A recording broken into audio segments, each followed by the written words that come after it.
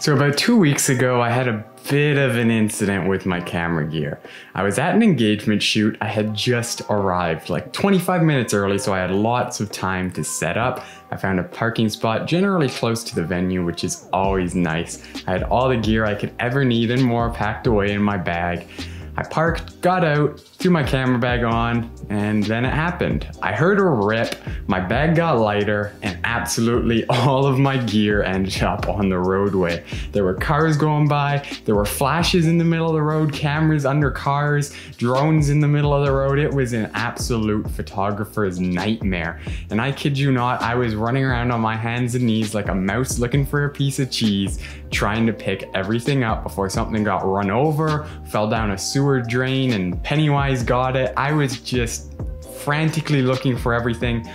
My heart was racing. It took me about 10 minutes to find everything. There were batteries like lodged under people's tires. It was just awful. People were looking at me like I was crazy, and I probably looked pretty crazy. I don't blame them, because I was absolutely I was going mad. I was just so furious about what had just happened. I was so scared. I didn't know what to feel. I got off lucky though. The only thing that broke was the screen protector on my Sony a6500, which had my brand new Tamron 17-28 lens on it that I had just received in the mail that day. It was horrible, but like I said, got off lucky. That's the only thing that I've noticed so far that got broken. Nothing was lost, I don't think. This was 2 weeks ago and I haven't been missing anything, so I think I got everything. The thing is, I haven't taken the screen protector off the camera yet. I'm gonna be doing that later in this video, so you guys can I really don't want this to be broken underneath. I bought a screen protector for a camera. I hope that that paid off and the actual screen isn't broken, but we'll be finding out later.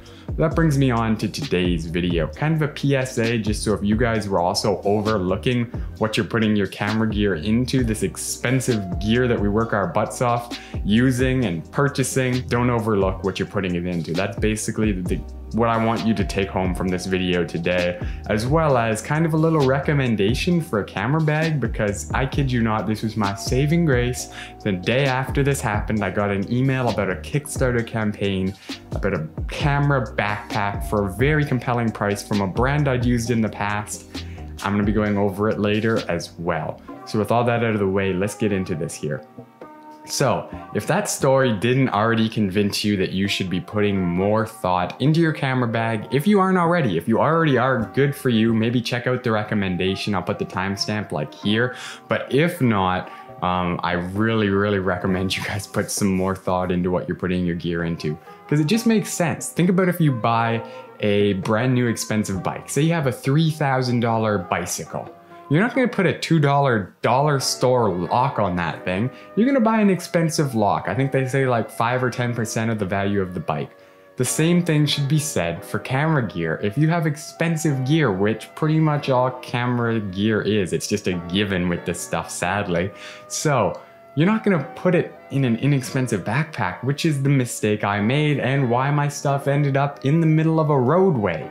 So don't make that mistake. Put some time, put some effort into using a bag that's going to hold your stuff properly. But more than that, it has to be able to carry the weight of your stuff, because this stuff is heavy. I'm actually gonna go and weigh my gear right now, because I'm kind of curious, and I also just want to make a point.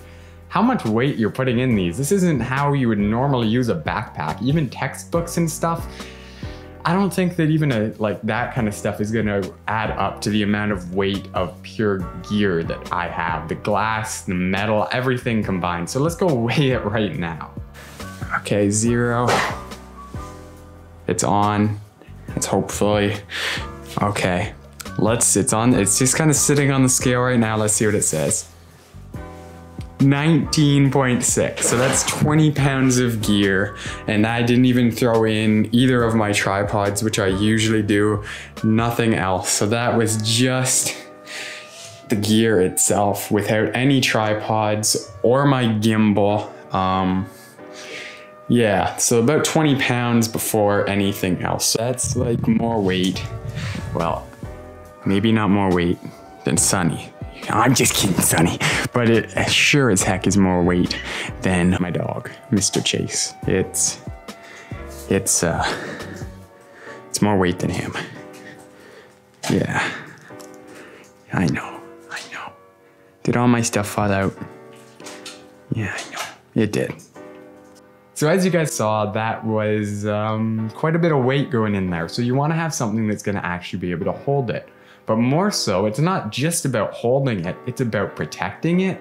It's about how it's organized inside. There's so many more things that are important to photographers and videographers. This stuff can increase your workflow, and more than that, the comfort. So let's start with the comfort. You're gonna be wearing this a lot, and with all that weight in it, you're gonna wanna have it with padding in the right spot so that it doesn't hurt your back. You don't wanna be a royal hunchback by the time you're 40 years old because you were wearing a 50-pound camera bag that didn't have proper support, proper padding. But more than that, the customization and just the compartments it has. A lot of backpacks that aren't made for photographers in general, for one, aren't going to be as strong, they aren't going to carry as much weight, but also just the compartments in general are going to be made for different stuff, and your things aren't going to fit properly. So by buying an actual camera bag, you're not only getting that protection, that ease of use, and the actual comfort, you're also getting compartments specifically made for gear that you're going to be using, such as batteries, SD cards, lenses. There's compartments. A lot of them also have DIY options, whatever it may be, to make your experience faster. Because you don't want to have to run to your camera bag during a shoot and not be able to find a battery. It's the difference between taking 5 seconds to switch batteries and 5 minutes. Although I do keep mine in my pockets a lot of the time, if I run out of them in my pocket, I'm going to my camera bag and I want to know where stuff is. And with the bag that I have now, or the one that I did have, I didn't. I would be the guy scrambling through my bag, throwing stuff over my shoulders, trying to find the actual battery or whatever I'm looking for in there, because I wasn't caring about this stuff. I wasn't putting enough thought into it. You're spending so much money on gear. We should care just as much about what we're putting it into, because it's literally like, it's holding all your gear. I've been overlooking this, and it was kind of an eye-opener for me, so I hope this is an eye-opener for you guys as well.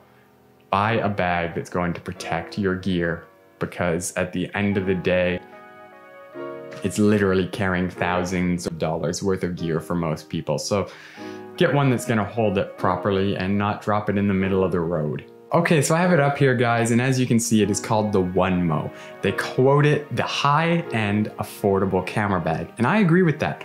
I have stuff here from Lowepro. I use this to carry my drone in, so Lowepro is a very good and a brand that I can recommend.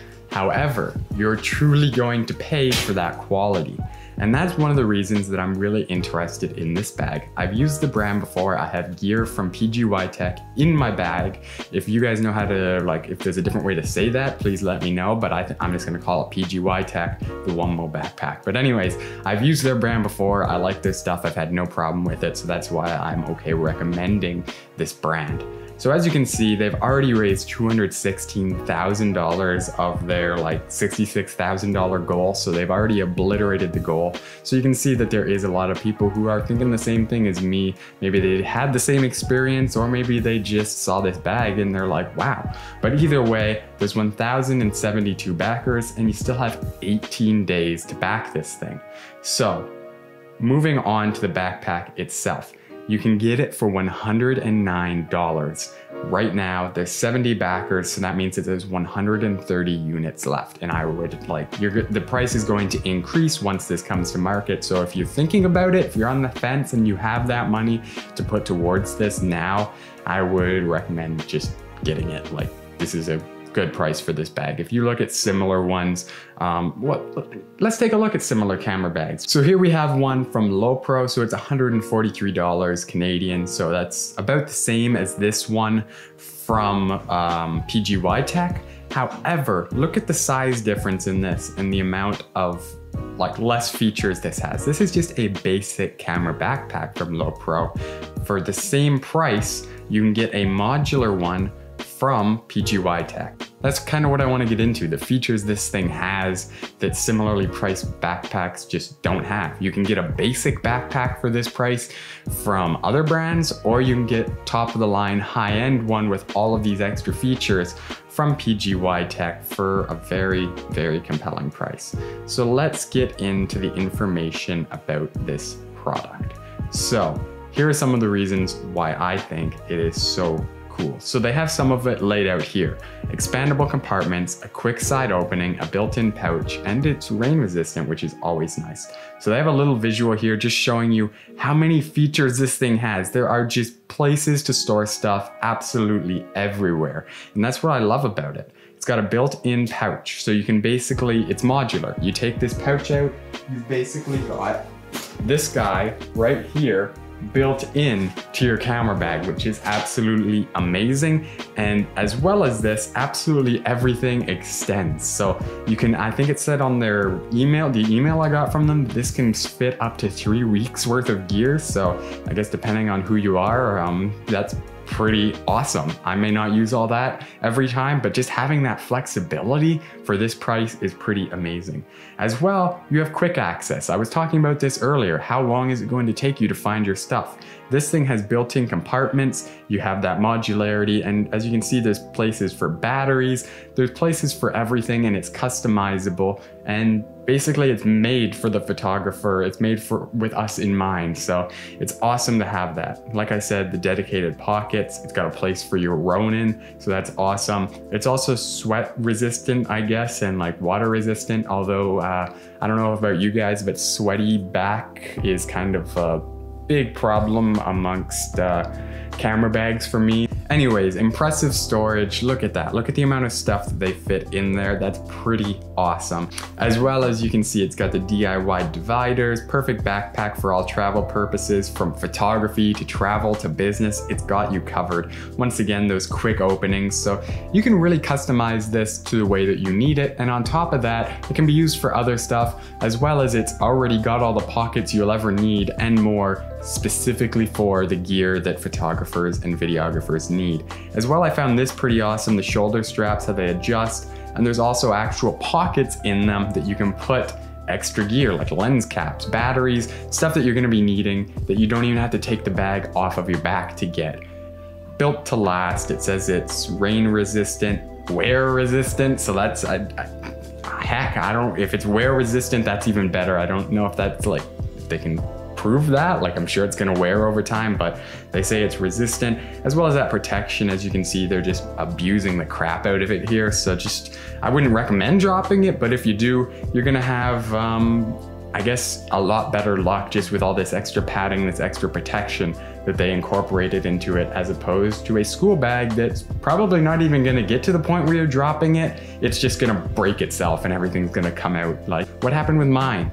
So anyways, there's also an anti-theft compartment. So zippers are lockable, and the whole design is, it's gonna withstand people trying to jab it. So that once again, with the bike lock scenario, not only is your equipment gonna be in there better, but it's also lockable. You can lock it up, make sure that nobody's going to be stealing it. There's been times where I've had to leave my bag in places where I'm not too comfortable with, but now with this one, I'll know that even if someone was trying to steal something real quick, they wouldn't be able to. They could still steal the bag, but whether or not they could get into it in a timely manner would be a different story. Weight distribution, like I said, that comfort, you're gonna be wearing this a lot, you want it to be comfortable. Different scenarios as well, so you can carry it from the side, the top, or the back, or as a normal backpack, shoulder bag. There's just so much going for this bag. As well, 2 color options, twilight black or olivine camo.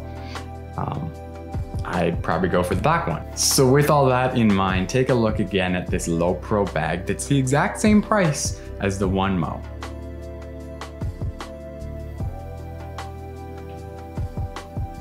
Yeah, I think you see the difference. This is just a basic bag in comparison to the OneMo that has so many extra features for the same price. So you're getting a lot for your money, and being that it's still on Kickstarter, you're going to be getting the early bird price no matter what. So that's why I would highly recommend this. As I said, links are down in the description. With all that out of the way, please never use a school bag or a non-camera camera bag to put your camera gear in.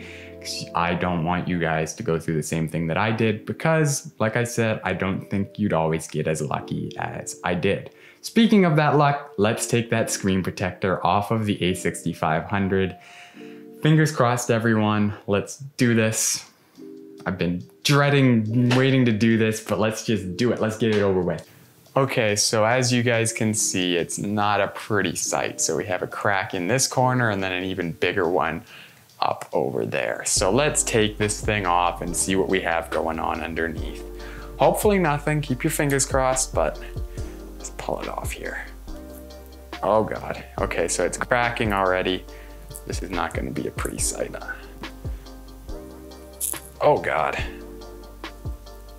Okay, so it's cracking even more. This might take some time. Don't want to cut myself here. Come on. Oh God. Never seen a screen protector come off like this. I don't know if I should have used some heat. As you guys can see, that's kind of ugly how it's coming off there, but let's just pull it. Oh God.